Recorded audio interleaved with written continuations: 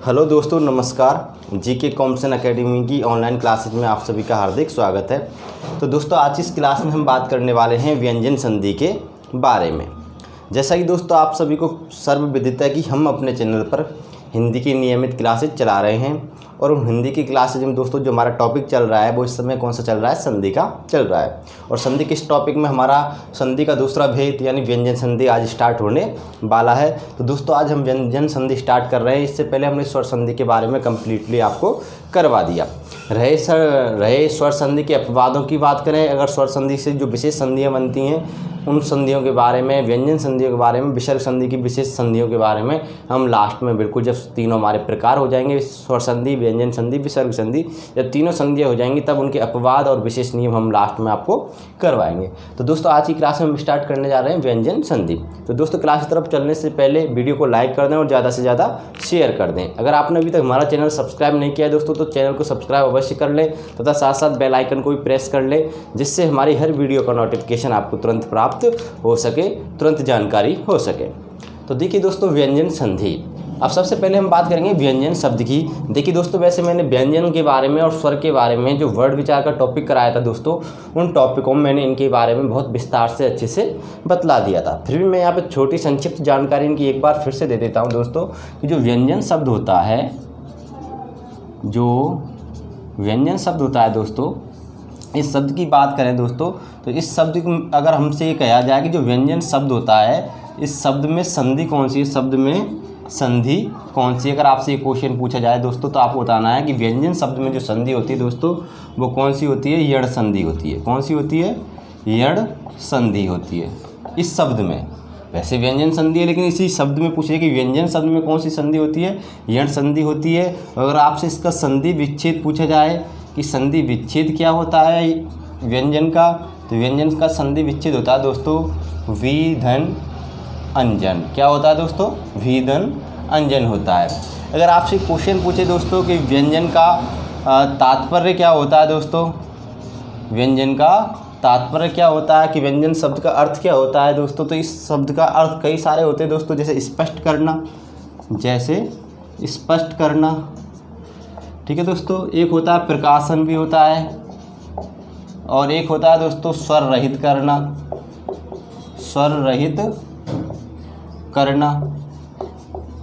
ठीक है दोस्तों। तो बात समझना, अगर इसका तात्पर्य पूछे आपसे तो आप बताना स्पष्ट करना, प्रकाशन या स्वर रहित करना इसका तात्पर्य है व्यंजन का।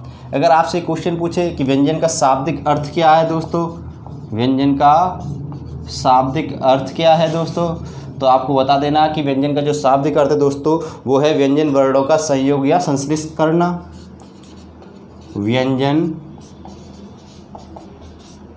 वर्णों का संयोग या संश्लेष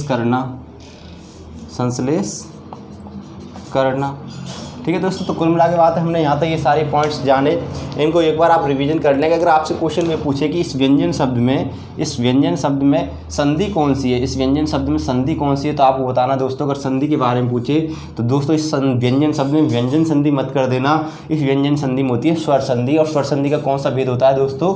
यण संधि का होता है। कौन सा होता है? यण संधि का। बहुत ही इंपॉर्टेंट है, ज़्यादातर स्टूडेंट इसको गलत कर देते हैं, पेपर में खूब पूछा जाता है, एग्जाम्स में आता है। अगर दोस्तों इसका संधि विच्छेद पूछे कि व्यंजन शब्द का संधि विच्छेद क्या है, तो दोस्तों व्यंजन शब्द का संधि विच्छेद होता है विधन अंजन। क्लियर हो गए दोस्तों। अगर आपसे कहे कि व्यंजन का तात्पर्य क्या होता है, व्यंजन शब्द का तात्पर्य क्या होता है, तो इसका तात्पर्य होता है स्पष्ट करना, प्रकाशन और स्वर रहित। हमारी संधि की दृष्टि से इसका जो अर्थ माना गया है वो माना गया है स्वर रहित करना, ठीक है। और शाब्दिक अर्थ क्या होता है दोस्तों? व्यंजन वर्णों का संयोग या संश्लेष करना, व्यंजन वर्णों का संयोग या संश्लेष करना यानी जोड़ना, किससे? स्वरों से जोड़ना और संश्लेषित करके उनके नए वर्ड बनाना।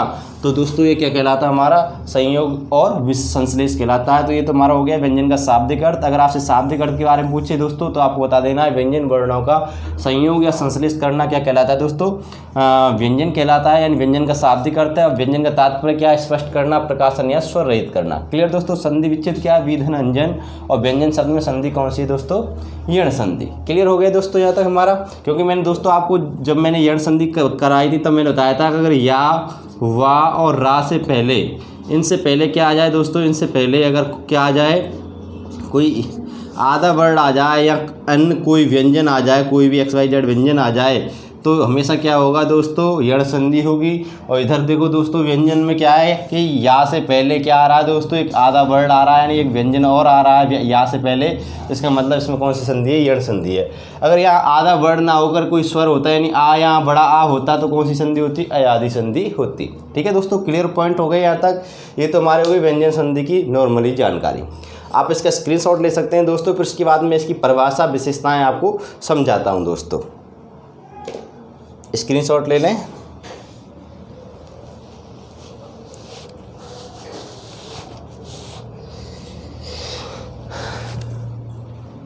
देखिए दोस्तों,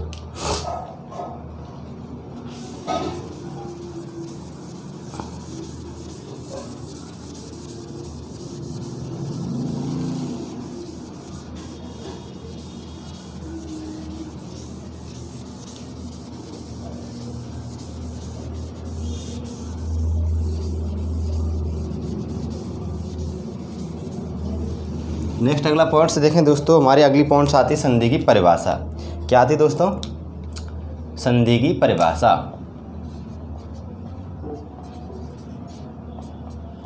संधि की परिभाषा बहुत इंपॉर्टेंट है, परिभाषा को समझना दोस्तों। संधि यानी कौन सी संधि की परिभाषा दोस्तों, व्यंजन संधि की। ठीक है, किस संधि की परिभाषा दोस्तों, व्यंजन संधि की परिभाषा। इस संधि की अगर परिभाषा की बात करें, हम डायरेक्टली परिभाषा लिख सकते हैं दोस्तों, इतना लंबा लिखने की ज़रूरत भी नहीं है हमें। हम केवल यहाँ पे क्या लिख सकते हैं, परिभाषा किसकी, व्यंजन संधि की। ठीक है, अब देखिए दोस्तों, परिभाषा की अगर बात करें हम, परिभाषा क्या है दोस्तों इसकी, कि परिभाषा के जब प्रथम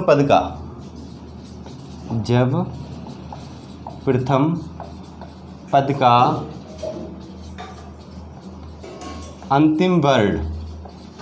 अंतिम वर्ड स्वर या व्यंजन हो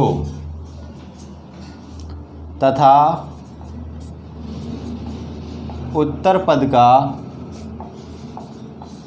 पहला वर्ड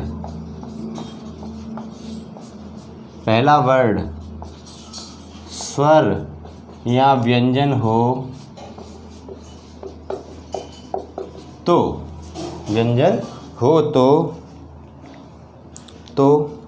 ऐसी दशा में व्यंजन में होने वाले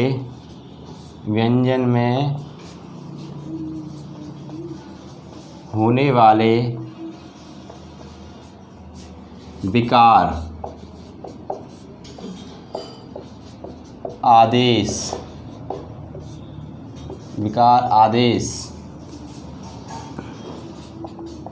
आगम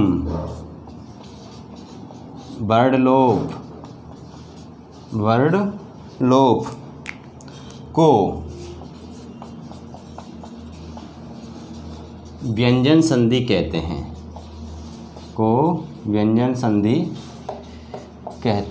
हैं।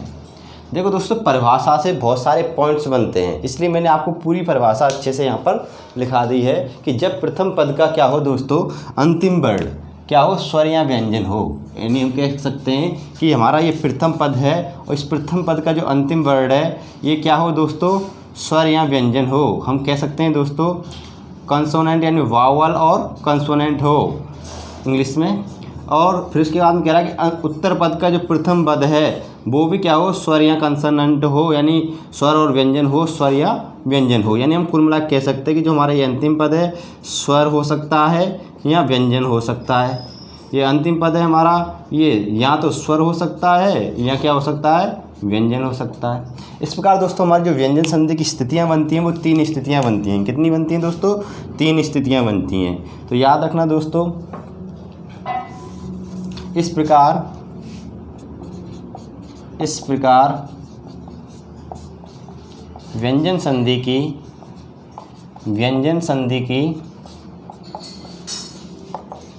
3 स्थितियाँ बनती हैं दोस्तों। कितनी स्थितियाँ बनती हैं, 3 स्थितियाँ बनती हैं।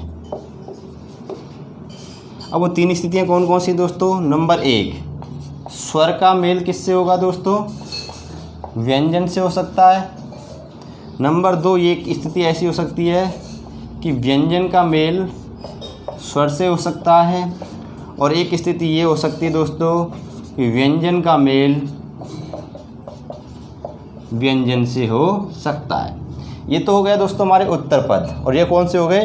पूर्व पद के अंतिम वर्ण, और ये क्या है? उत्तर पद का प्रथम वर्ण। या तो दोस्तों ये कंडीशन हमेशा याद रखना कि एक पद में व्यंजन अवश्य होगा, एक पद में व्यंजन अवश्य होगा। अंतिम वर्ण, चाहे अंतिम वर्ण यानी प्रथम पद का चाहे अंतिम वर्ण व्यंजन हो जाए, चाहे उत्तर पद के प्रथम वर्ण व्यंजन हो जाए, चाहे दोनों ही पद क्या हो जाए दोस्तों, दोनों ही वर्ण क्या हो जाए? व्यंजन हो जाए, पर व्यंजन होना चाहिए। जब ऐसी कंडीशंस पैदा हो जाए जहाँ पे एक पद में व्यंजन हो या दोनों पदों में व्यंजन हो, अंतिम वर्ण या पूर्व पद पहला वर्ण, तो उस स्थिति में क्या होती है कि दोस्तों व्यंजन संधि होती है।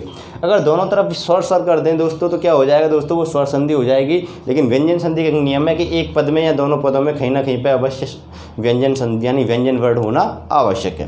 तो इस प्रकार दोस्तों याद रखना कि हमारी जो व्यंजन संधि होती है, व्यंजन संधि में कितनी स्थितियां बनती हैं, कितने योग जोड़े बनते हैं दोस्तों? 3 योग जोड़े बनते हैं, यानी 3 स्थितियां बनती हैं मुख्य रूप से। ठीक है दोस्तों, क्लियर? यहाँ तक परिभाषा समझ में आ गई होगी। अब देखो दोस्तों कि ये कह रहा है कि जब प्रथम पद का अंतिम वर्ण स्वर हो या फिर व्यंजन हो, दोनों में से एक कोई सा होगा। ठीक है, और फिर उसके बाद में कह रहा है कि उत्तर पद का पहला वर्ण स्वर हो या व्यंजन हो, इन दोनों में से एक होगा। तो मैंने आपको कंडीशन बता दी कि पहले ये स्वर आ गया इधर, इधर व्यंजन आ गया, इधर व्यंजन आ गया, इधर स्वर आ गया, इधर व्यंजन आ गया, इधर व्यंजन। इस प्रकार की 3 स्थितियाँ हमको देखने को मिलेंगी। तो ये कह रहा है कि ऐसी दशा में व्यंजन में होने वाले विकार, यानी व्यंजन में जो बदलाव होगा वो बदलाव कैसे होगा? क्या कहलाएगा? आदेश कहलाएगा। आदेश, आगम और वर्णलोप। आपको यहाँ 3 शब्द मिलेंगे, यानी व्यंजन संधि में जो ये बदलाव होगा, विकार होगा इन दोनों की, इन स्वर व्यंजन के योग से या व्यंजन व्यंजन के योग से जो बदलाव होगा, उस बदलाव को हम क्या कहते हैं दोस्तों? आदेश, आगम या वर्णलोप के नाम से भी जानते हैं दोस्तों। यहाँ पे ये 3 शब्द आपको देखने को मिले, आदेश, आगम और वर्णलोप। इनके बारे में अवश्य जान लेना कि जब हम व्यंजन संधि पढ़ेंगे तो बार बार आपको ये आदेश वाला वर्ड, आगम वाला वर्ड और वर्णलोप वाला वर्ड बार बार आपको सुनाई पड़ेगा, बार बार परिभाषाओं में आएगा। तो ये क्या होते हैं दोस्तों, इनके बारे में मैं आपको बतलाता हूँ। इसका स्क्रीनशॉट ले लें दोस्तों।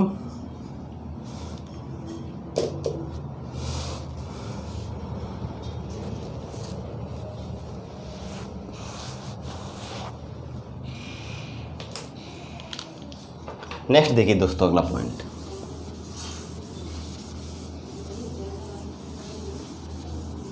हमने देखो दोस्तों याद रखना आदेश, आगम और वर्णलोप, ये 3 शब्दों के बारे में पढ़ना है।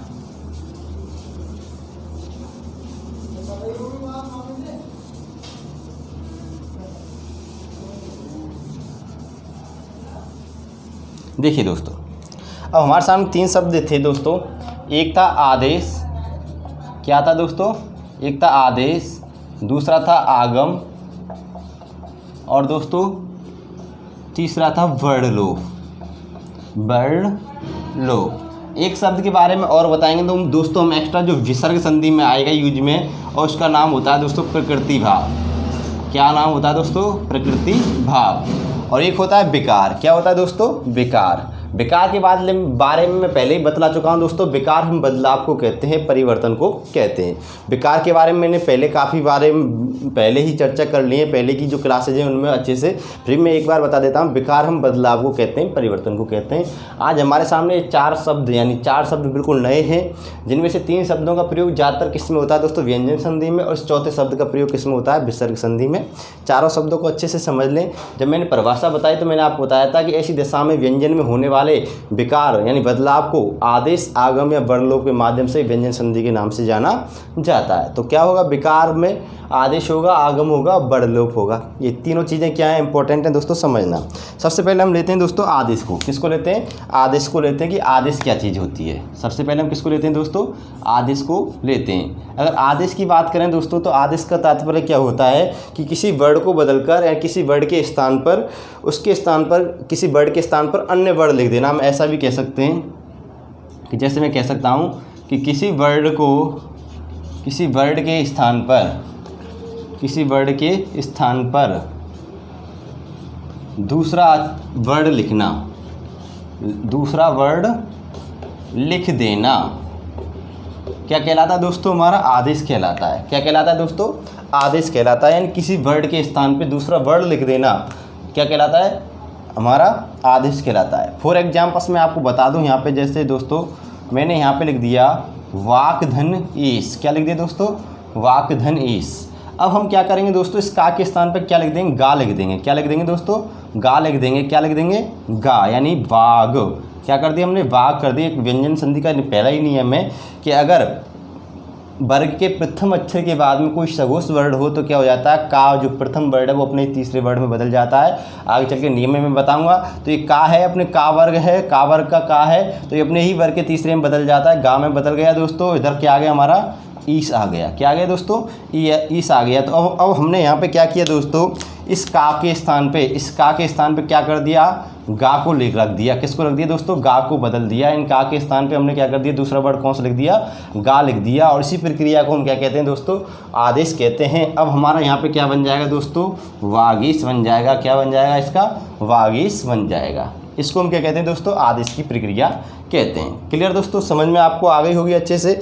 नेक्स्ट अगला बिंदु है हमारा दूसरा, आगम। दूसरा कौन सा है दोस्तों, आगम। अगर आगम की बात करें दोस्तों, तो आगम क्या होता है, आगम के बारे में समझ लें दोस्तों अच्छे से कि आगम क्या होता है। आगम का मतलब होता है नया वर्ड लिख देना, यानी जो वर्ड जो कि तो ही हैं, हम कह सकते हैं नया वर्ड लिख देना, यानी नया वर्ड लिख देना।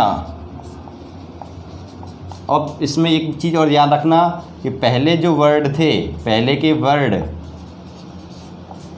ज्यों की त्यों ही रहेंगे, ज्यों की त्यों ही रहेंगे, यानी उनमें कोई बदलाव नहीं होगा, वो ज्यों की त्यों रहेंगे। केवल हम क्या कर देंगे, उनमें नया वर्ड जोड़ देंगे, उसको हम बोलते हैं आगम की प्रक्रिया। जैसे मैं फॉर एग्जाम्पल्स एक एग्जाम्पल्स लिख देता हूँ आपके सामने। यहाँ पे मैंने लिखा है, यहाँ पे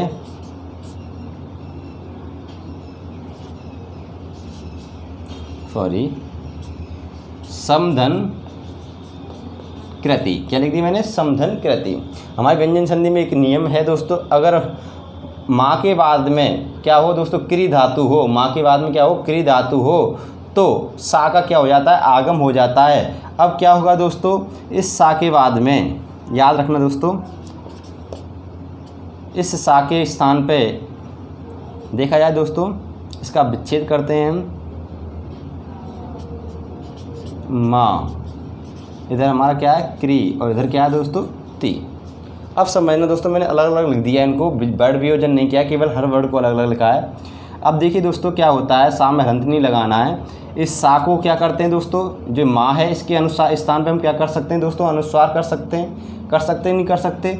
उसके बाद में क्या होता है दोस्तों, इसी माँ के अनुस्वार के बाद में एक सकार का योग हो जाता है। किसका योग हो जाता है दोस्तों, इसमें सकार का योग हो जाता है, और बाकी के ज्यों की त्यों ही रहते हैं। तो इसमें देखो दोस्तों याद रखना, इस माँ के स्थान पे तो हमने अनुस्वार कर दिया। कुल मिला के हम कहें कि दोस्तों इस माँ के स्थान पे तो हमने क्या कर दिया, अनुस्वार कर दिया, और पीछे का ज्यों की त्यों हमने क्या लिख दिया, कृति लिख दिया, और इनके बीच में इस सा का आगम हो जाता है। किसका आगम हो जाता है, नया वर्ड और आ जाता है एक, और बाकी के वर्ड क्या हुए, ज्यों की त्यों ही रहे, ये क्या हो गया, आगम हो गया। क्या हो गया दोस्तों, ये आगम हो गया। इसको क्या बोलते हैं, आगम। यानी पहले के वर्ड तो ज्यों की त्यों ही रहेंगे, कोई परिवर्तन नहीं होगा, लेकिन उन वर्णों के अलावा कोई और नया वर्ड आकर जुड़ जाए उस शब्द में, उसको हम बोलते हैं आगम की प्रक्रिया। क्लियर दोस्तों, यहाँ तक आदेश और आगम आपको समझ में आ गया होगा अच्छे से। नेक्स्ट अगले पॉइंट पे बात करेंगे वर्ड लोप की। स्क्रीनशॉट ले लें दोस्तों इसका।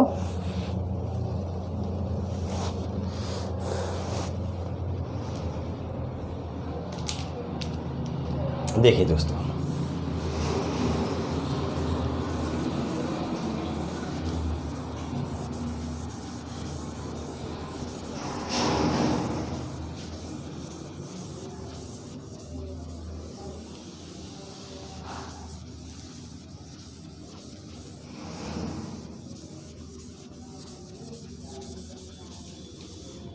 नेक्स्ट अगला वर्ड है हमारा दोस्तों वर्ड लोप। तीसरा कौन सा वर्ड था दोस्तों,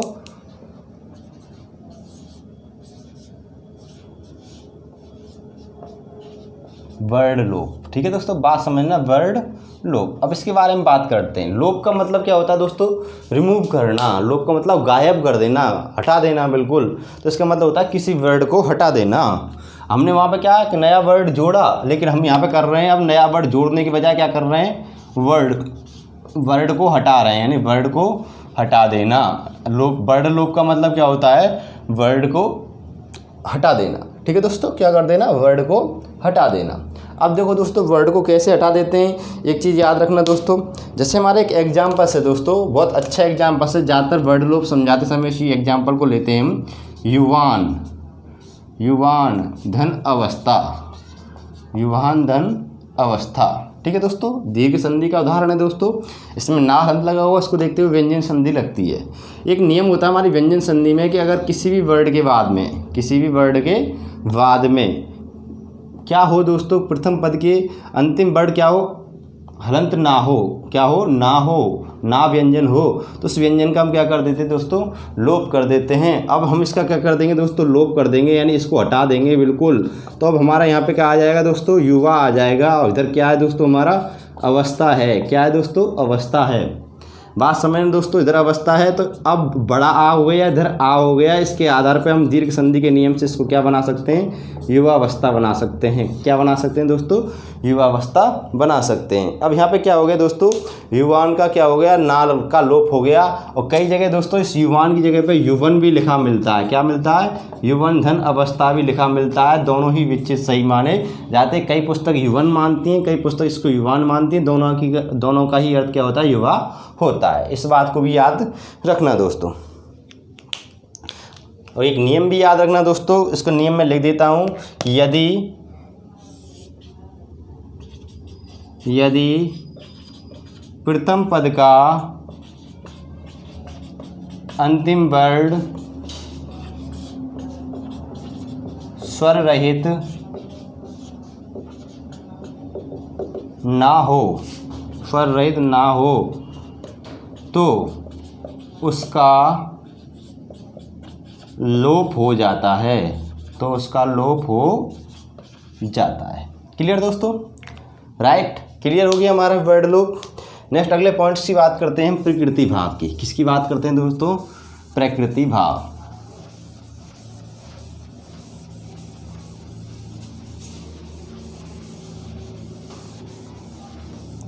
नेक्स्ट अगला है दोस्तों हमारा पॉइंट नंबर चौथा, प्रकृति भाव।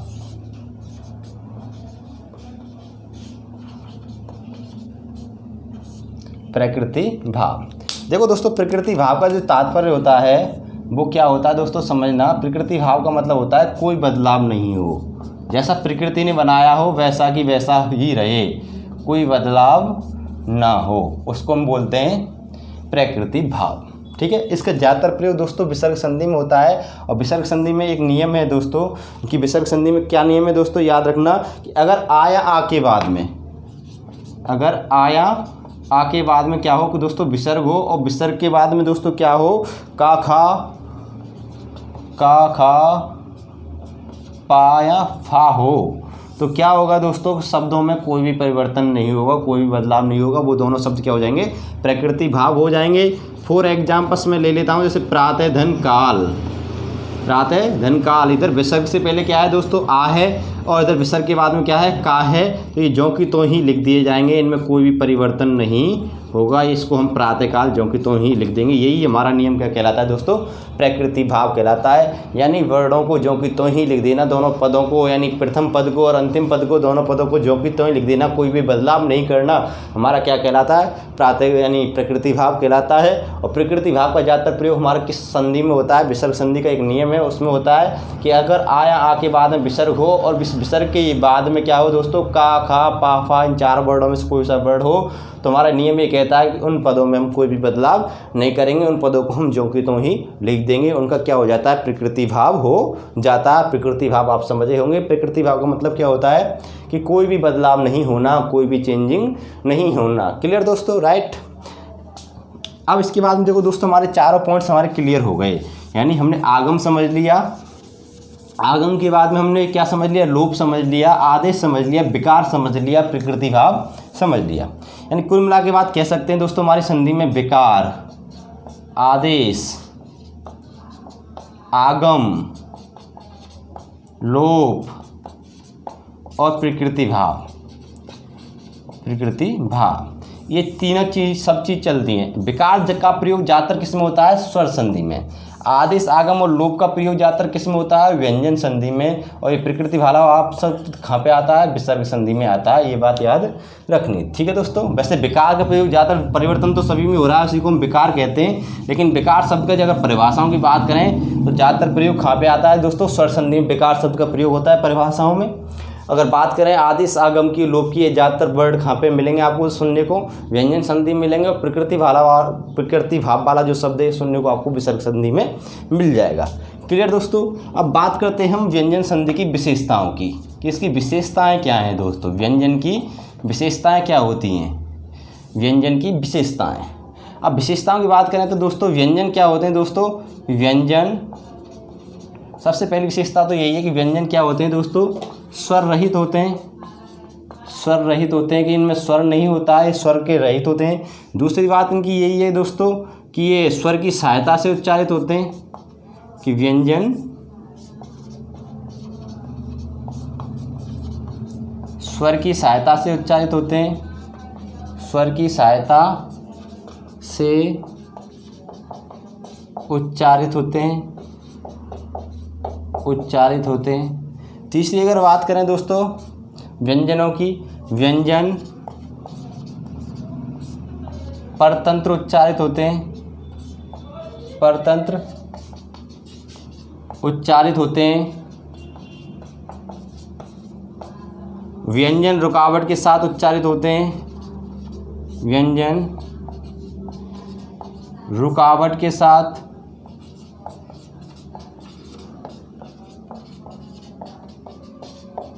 उच्चारित होते हैं, ठीक है दोस्तों। व्यंजन कम समय तक उच्चारित होते हैं। कम समय तक उच्चारित होते हैं। ये क्या है दोस्तों? हमारी व्यंजन की मुख्य विशेषताएं हैं। अगर आपसे पूछ ले कि व्यंजन संधि की क्या विशेषताएं हैं, व्यंजन की क्या विशेषताएं होती है, तो व्यंजनों में दोस्तों पहली बात याद रखना कि व्यंजन में स्वर रहित होते हैं।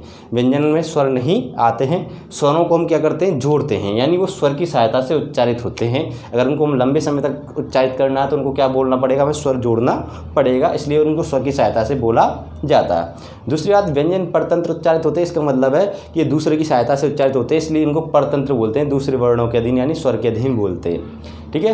व्यंजन रुकावट के साथ, क्योंकि जब व्यंजन को बोलते हैं तो हमारे मुख से जो जीवा होती है, हमारे मुख के जो अवयव होते हैं वो आपस में टकराते हैं, इसलिए रुकावट होती है, ठीक है, बाधा होती है।